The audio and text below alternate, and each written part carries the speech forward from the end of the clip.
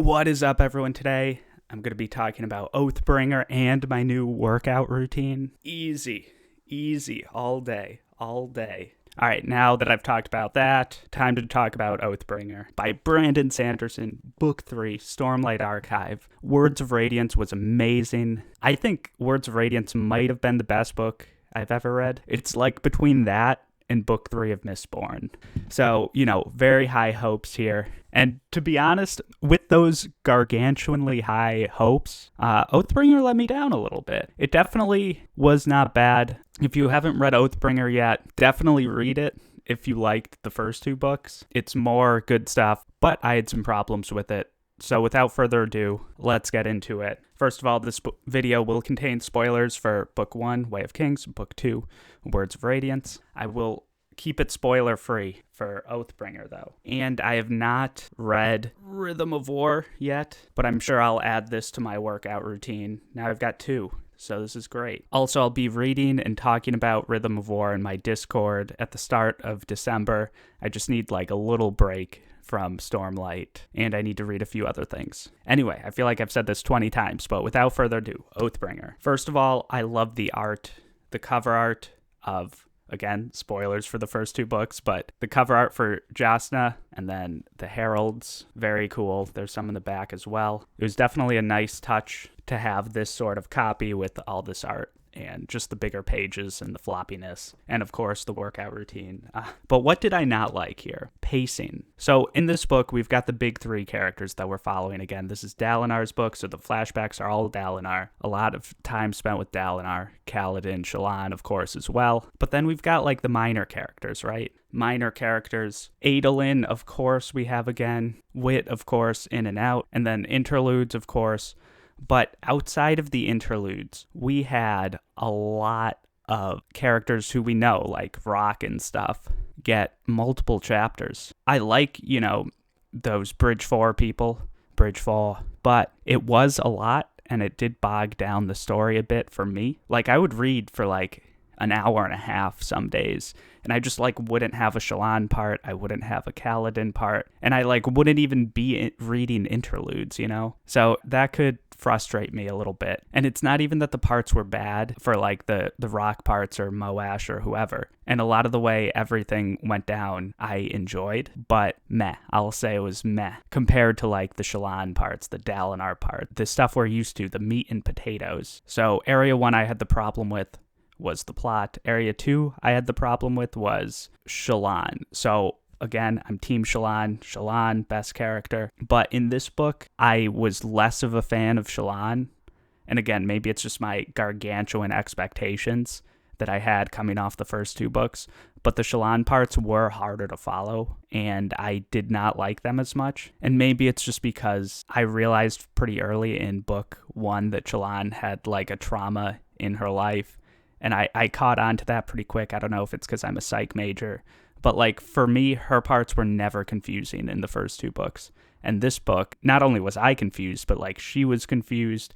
Everyone's confused. We're all confused. Number 3, Dalinar. Dalinar's parts were very heavy on the political intrigue, which I actually like political intrigue a lot. But I don't think it was done all that well for Dalinar. A lot of the things and the political intrigue that Dalinar was faced with was just too mundane, I guess. I don't want to say it was low stakes, but it was kind of repetitive, and that kind of made it mundane for me. And again, that worked to bog down the plot as well.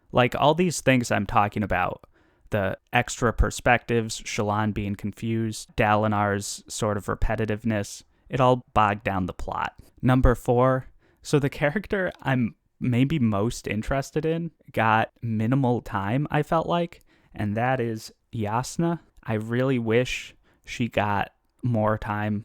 She had just come back. She wasn't even in the first area general part of the book, and it's not like she didn't play a role, because she's in the book, but the crew members of Bridge 4 felt like they got a lot of time compared to Jasna. And maybe it's just because I like Jasna more than everyone in Bridge 4 except Rock. But yeah, I don't know. I mean, she's on the cover. I expected her to take a step forward almost. I mean, I guess she did take a step forward from last book where she had basically no time. But yeah, I was expecting her to be very involved. Oh, and then 5. So all the books in the series have been multi-climax books, I'll say, just vaguely. He tries to have at least like a tiny climax at the end of every part, with like pretty big climaxes coming at the end of parts 3, 4, and 5. The last few chapters of the part 3s in the first 2 books were just totally mind-blowing for me. So many things happened. You like didn't fully know what happened, but like there's still a lot of book to go to explain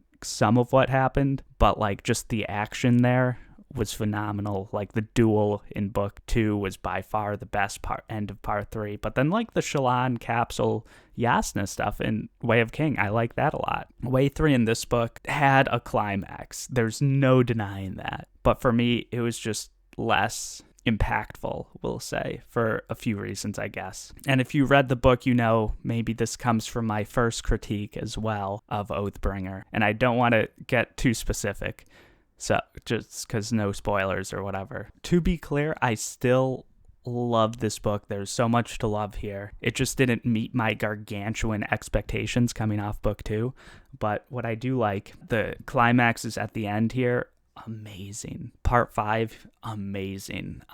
As I was reading through this with some other people, like in the chapters, like, 70 through 90, we'll say, it's like, oh, come on, like, let's go. And I was a little ahead of people, and I'm like, yo, keep going. Trust me. This is like the best ending action-wise of all the books. Every book in existence, best ending action-wise. Well, maybe not. I don't know. Best in the series, certainly. Also, what was very good here, world building, sort of theorizing.